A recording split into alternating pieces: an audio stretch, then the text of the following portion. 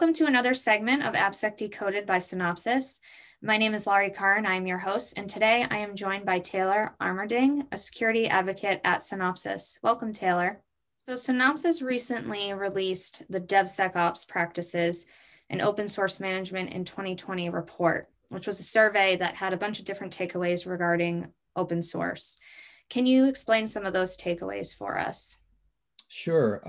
I think the most important one is that it confirms the findings of the Open Source Security Risk Analysis, otherwise known as OSRA. That's our acronym. The OSRA annual report that basically open source software, which is part of just about every code base in use today, is not just a part, it's a very, very large part of it. And it found it was, and this survey found that it was an average of 70% of the code base.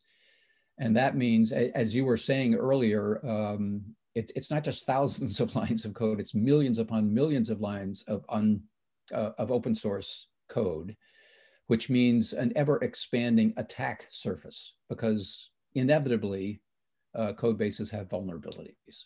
So I thought that was a very important finding. 70% of your code base is likely to be open source. You have a large attack surface. Mm-hmm. You need to know where it is and then be able to fix it.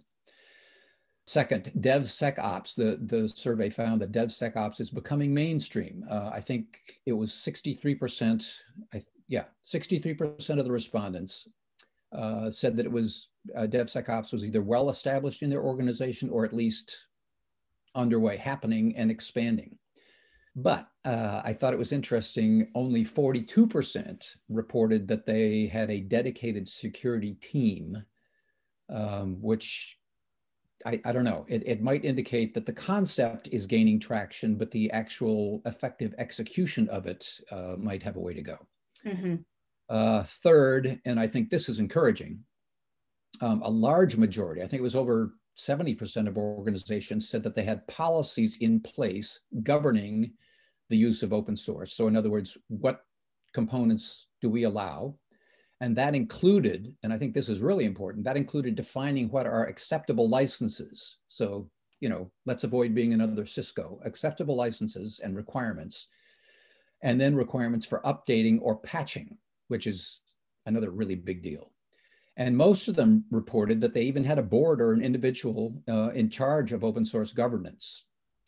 And then fourth, the development teams reported using a wide range of security tools, almost a dozen, which I'm not so sure that that's a super good thing. I'm not sure how strategic that is. It almost seems like teams might be sort of throwing things against the wall to see how they work or how they stick or something like that. I thought it was very interesting and not so encouraging that no single tool was used by more than half of the respondents to the survey.